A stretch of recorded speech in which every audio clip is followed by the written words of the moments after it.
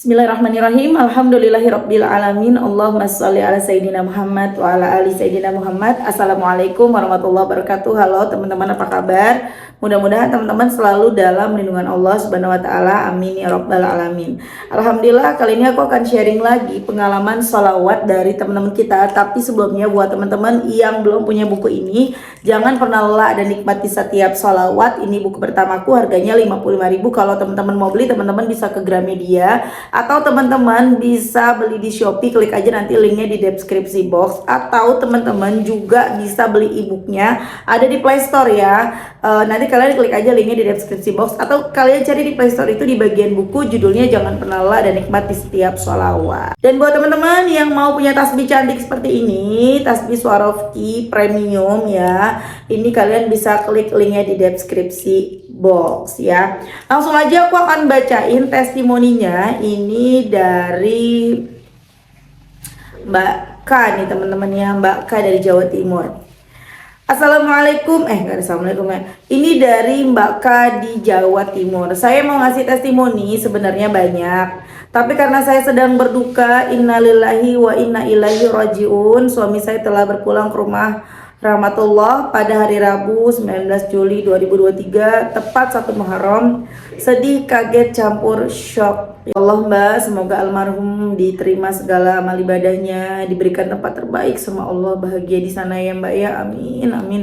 Yang tabah ya Mbak ya. Lanjut aku baca ya teman-teman. Kenalkan, saya Kak dari Jawa Timur. Mbak Mel, saya mau cerita. Saya sudah mengamalkan sholawat sejak tahun 2020, sebulan sebelum suami saya meninggal. Saya mengamalkan sholawat munjiat 1000 kali, sholawat Jibril 4444 kali, sajaratun nukut 500, hasbunallah 500 kali, la haula wala quwata illa billah 500 kali. Dan masih ada beberapa amalan zikir dan sholawat yang saya amalkan. Dengan hajat, semoga amanah yang sedang saya punya lunas dan selesai. Namun Allah mungkin mengkonversi dengan cerita lain. Allah berkehendak lain Mbak Mel. Allah memanggil suami saya Mbak Mel. Namun saya tetap berprasangka baik sama Allah. Mudah-mudahan setelahnya ini kehidupan saya lebih membaik dan semua amanah saya selesai Mbak Mel, amin ya Allah. Namun saya masih sedih dengan meninggalnya suami saya Mbak Mel. Semoga saya kuat ikhlas menjadi single parents untuk anak-anak saya, amin. Saya ibu rumah tangga dengan 1 orang anak Mbak Mel. Sehari-hari saya cuma kasih les pelajaran sama anak-anak les yang datang ke rumah. Meski hasil dari les gak seberapa, bahkan kalau untuk kehidupan hidup buat sehari-hari itu masih kurang. Saya yakin pasti Allah masih mau kasih rezeki selama kita mau bergerak. Awalnya saya drop, gak tahu mesti bagaimana kelanjutan hidup saya. Tapi karena saya sudah bersolawat, saya yakin pertolongan Allah itu pasti datang. Semoga dengan ujian berat yang sedang saya alami ini akan membawa hikmah buat saya, amin. Dan tidak menjadikan iman saya turun. Allah tidak tidur Mbak Mel, mungkin ini yang terbaik dari Allah buat saya dan putri saya.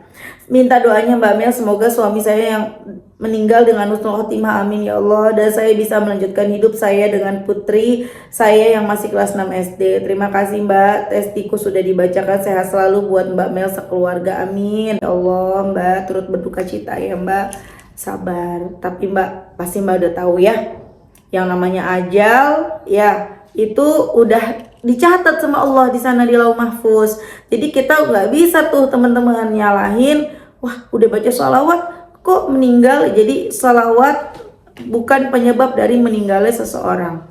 Kalau memang udah waktunya ya udah meninggal dunia gitu ya. Jadi jangan sampai nanti mbaknya atau siapapun teman-teman berpikiran, karena ada juga yang berpikiran seperti itu. Kau udah baca sholawat malah suamiku meninggal, nenekku meninggal, ada kan yang seperti itu ya. Jadi memang udah waktunya meninggal ya, udah waktunya habis di dunia ini ya sudah gitu loh. Tapi bersyukurnya apa Mbak? Sebelum suami pergi, mbaknya udah sholawatan. Kan apa yang kita lakukan kan suami bertanggung jawab ya. Nah kalau istrinya sholawatan, insya Allah suaminya juga dapat, insya Allah dapat kebaikan dari Allah ya. Mudah-mudahan dapat pahala dari sisi Allah, karena istrinya nih tanggung jawabnya nih bersolawat, bersyukur, alhamdulillah ya. Allah maha baik. Mudah-mudahan di sana almarhum bahagia, diterima di sisi Allah, diberikan tempat terbaik, amin amin ya rabbal alamin. Doain ya teman-teman. Dan mbaknya alhamdulillah bisa sambil ngajar-ngajar les, walaupun tidak seberapa ya Mbak, tapi insya Allah ya, walaupun sedikit ya tapi berkah. Kalau berkah insya Allah cukup. Yang penting mbaknya jangan nambah utang baru. Yang lalu biarlah berlalu, udah punya utang riba, bismillah, doa terus, jangan pernah jauh dari Allah. Jadi apa-apa tuh dikit-dikit ngomong sama Allah, dikit-dikit ngadu, ya Allah aku punya hutang, ya Allah tolong ini, ya Allah aku pengen bebas dari hutang. Insya Allah lunas nanti, insya Allah bebas. Yang penting jangan nambah utang baru. Kalau kita berdoa, ya Allah tolong bebaskan aku dari hutang, tapi kita buka hutang baru, itu sama aja bohong, gak kelar-kelar. Jadi nanti jangan nyalain Allah, udah sholawatan, udah berdoa minta utang lunas, tapi kok utang gak lunas-lunas. Bukan karena Allah nggak mau nolong, tapi kitanya buka utang baru lagi. Mbak gimana kalau nggak nambah utang baru mbak? Aku bingung, anakku harus bayaran, aku harus makan, besok udah jatuh tempo, udah dikejar-kejar. Insya Allah ada jalannya kalau kita deketin diri bener-bener ke Allah, minta tolongnya cuma sama Allah. Jangan coba-coba nambah utang riba baru ya teman-teman. Insya Allah bisa. Kita punya Allah yang maha segalanya. Jangan coba-coba pokoknya deh mbak. Tapi kalau utangnya ke bukan riba, ke temen, kemana-mana, ya kalau memang utangnya ke situ nggak riba nggak apa-apa. Cuma itu jangan dijadiin apa ya, jangan dijadikan sebagai sebuah usaha. Karena ada yang komentar di TikTok gini, kalau kita nggak cari pinjaman ya sama aja bohong gitu loh. Maksudnya dia berpikir begitu kan, usaha itu kan dengan jalan kita mencari pinjaman itu kan usaha. Bukan, itu bukan usaha teman-teman. Ya, udah salawat aja, minta tolongin ya Allah, jangan sampai hamba ngutang lagi, apalagi riba, jangan sampai hamba riba lagi. Entah ya, kalaupun ujung-ujungnya kita minjam, itu bukan kita yang minjam, tapi ada yang nawarin gitu loh.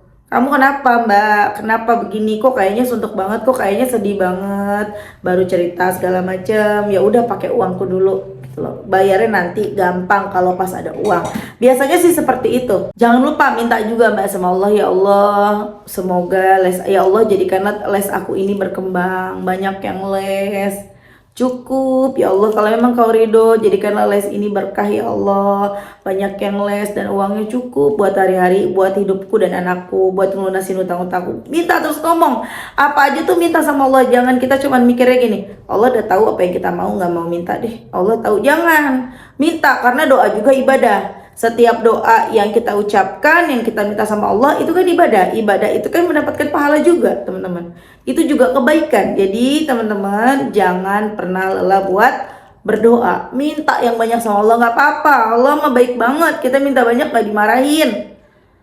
Ya, kita minta banyak mah dibolehin. Yang penting kita jangan maksa. Ya, minta maksa, minta terserah Allah, pasrahin semuanya. Dan alhamdulillahnya mbaknya tadi, mbak kak tadi masya Allah ya bisa ikhlas menerima ya. Walaupun aku masih sedih mbak, wajar. Jangankan mbak kehilangan suami, pasangan hidup ya, tempat berbagi cerita. Walaupun kadang-kadang suka ngeselin tuh, kalau suami kan ada aja ngeselinnya ya. Tapi kalau nggak ada dia, pasti hidup kita hampa gitu loh teman-teman. Dan jangankan suami, orang tua aja, almarhumah mama aku sudah pergi 5 tahun yang lalu. Itu sedihnya sampai sekarang. Apalagi kalau aku lagi dapat nikmat dari Allah gitu, kayak misalnya aku dapat kabar bahagia, aku dapat kayak rumah aku lunas, kabar bahagia ya, ada yang beli rumah aku. Aku mau cerita ke mama nggak bisa. Aku misalnya aku dapat rezeki, aku ada yang endorse misalnya, atau aku lagi ada dapat affiliate gitu loh. Dari dulu biasanya aku kalau dapat kebahagiaan gitu ya, dapat rezeki, dapat uang atau apapun, orang pertama aku ceritain tuh mamaku gitu loh. Dan sekarang mamaku udah nggak ada. Pokoknya sampai sekarang kebahagiaan itu justru malah bikin sedih gitu loh. Karena ingat mama lagi. Wajar mbak, tapi insya Allah mbak bisa ngejalaninnya. Kita sedih boleh, kita nangis boleh, tapi kita jangan sampai nyalain Allah. Kenapa ya Allah? Kenapa? Allah udah ngatur semuanya. Kita mesti menerima. Kita mesti menerima apa yang sudah Allah takdirkan buat kita ya, sebagai ujian dari hidup kita. Apalagi ini masalah umur. Kalau umur itu kan udah Allah yang ngatur ya, tidak bisa kita rubah. Kalau kata Allah umur kita sampai 50 ya 50 gitu loh. Mau umur kita, walaupun kita udah menjaga kesehatan, kalau umur kita sudah segitu ya segitu. Ya jadi kita nggak bisa nyalain. Coba aja kalau misalnya ya, nauzubillah, misalnya kita kecelakaan. Coba aja nggak pergi, pasti nggak meninggal. Enggak, biarpun nggak pergi tetap udah waktunya habis, waktunya meninggal ya meninggal. Apapun caranya. kita tetap meninggal dunia. Walaupun kita jaga kesehatan, kita tetap udah waktunya meninggal ya meninggal. Cuma bukan berarti kalau udah waktunya meninggal ya meninggal, jadi nggak usah jaga kesehatan. Enggak. Bedanya kalau kita menjaga kesehatan, kita hidupnya sehat. Jadi kita tuh hidupnya juga nikmat gitu loh teman-teman. Bukan sakit gitu kan ya. Gitu. Jadi kita kan bisa memilih gitu loh. Ya. Jadi teman-teman semangat terus, kecuali ya kayak misalnya kita terlilit hutang nih. Terlilit hutangnya karena kita selama ini poya-poya, atau bukan poya-poya sih, kita pengen yang kita cuma sanggup makan tempe, kita maksain mau makan ayam. Akhirnya kita ngutang gitu loh. Kita nggak sanggup punya TV, kita beli TV, akhirnya ngutang. Kita sanggupnya punya kipas angin, kita malah maunya pakai AC, akhirnya ngutang. Nah itu kita jangan menganggap itu takdir dari Allah. Enggak, itu adalah gara-gara kesalahan kita sendiri gitu loh, yang nggak sabar. Misalnya ada nih orangnya udah dapat kerjaan, udah dikasih kerjaan sama Allah, dia memilih untuk resign. Dia nggak suka kerja, dia nggak suka diperintah, pokoknya maunya nggak mau kerja.